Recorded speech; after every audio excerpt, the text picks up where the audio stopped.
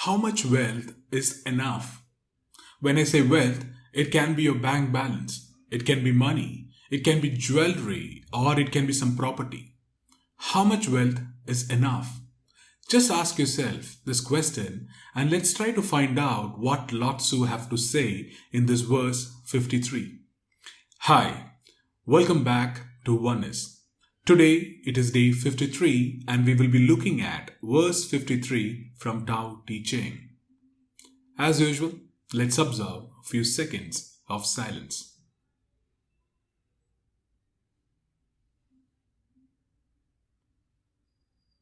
Alright, so now let's get started. So the verse 53 goes like this.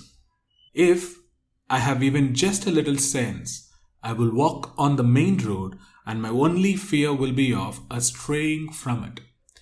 So what Lao Tzu means in the first three lines is, even with the little sense that we have, we should stick to following the main road. Here the word main road, he is referring to the great way or following the Tao or following the way of nature. It doesn't mean anything else but just follow the nature. Observe and learn from the nature. Then he talking about straying from it. What he means is getting distracted from the way and going away from that is the only fear that he will have. And then he goes on to say, keeping to the main road is simple, but people are easily distracted. What here he means is keeping or following the great way or following the way of nature, it is simple. It is much more straightforward. However, people get distracted time to time. All it comes to sensory pleasure and worldly pleasure, we forget the way of nature and get distracted. That's what Lao Tzu means here. Then he goes back and says, when the court is arrayed in splendor, the fields are full of weeds and the granaries are empty.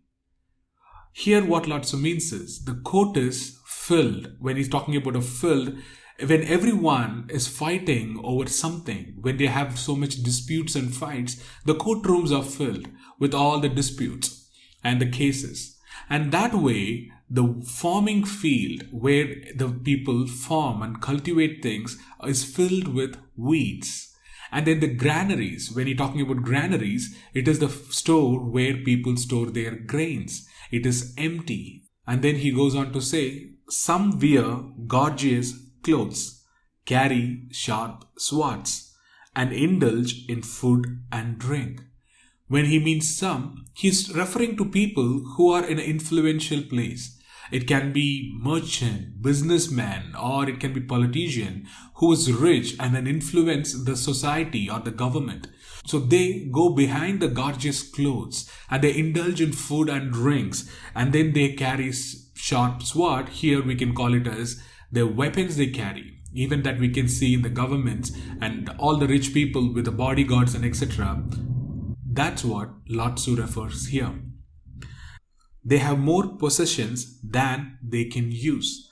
They are robber barons. So what he is referring as robber barons is the people who are in high power and then they can misuse their power to accumulate things, to acquire things, seize things from the people who are suffering, and then they can build all their wealth. It can be the wealth of properties, money and the bank balance and etc. So that way they have become a robber from people. Because one thing we have to understand and accept is the nature gives everyone equally. There is no partiality even between the animals and human beings. The nature is for everyone. But then what we do is, even with the animals, we designate a place, call it as wildlife preservation. Right? So what has happens with the wildlife preservation is we designate a land for the wild animals. However, it is supposed to be meant for, the earth is meant for every one of us, every single creature. So that is what happening. So people think, okay, I have to get more. Maybe I acquire more lands after lands, acres and acres and acres of land, or I have to acquire more of wealth. So they go behind building their bank balance, money, jewelries and property. They are stripping off from the people who are in need. And that's why Lao Tzu referring here as robber barons. And then he says that this is certainly not the way of Tao. The people who follow the Tao, follow the way of nature, then they won't do this kind of an activity. Use their power to accumulate more wealth and properties and jewelries and etc. They don't do that. Instead, they know when to say the enough is enough. How much wealth is enough, they know it. Beyond that, they find a way to give back to the people. The people who are really in need, they give back to the people. And that is what I understand from this verse. So to summarize this verse, Lao Tzu is pointing out that we all should follow the way of nature. The nature itself is an abundance in giving to everyone equally. However, the human being, especially some people who are in powers and have the privilege to take advantage of some situation, they gather more and more of a wealth, and then be property, possessions and etc. That way they're robbing it from the people who are really in need. So that's what the crux of it. So how do we solve this? To solve it, our Lao Tzu means from the other verses as well, to see everyone as our own. Like we all come from the same source, we return back to the same source. When we start seeing ourselves as a reflection of everyone, then we will have a loving compassion. What I mean by loving compassion is when we see someone who is really in need, then we will give to people. We won't think too much about it. Rather, just be giving. And when I say we should see others as our reflection, in a way, we are actually reflections of hundreds and thousands of people.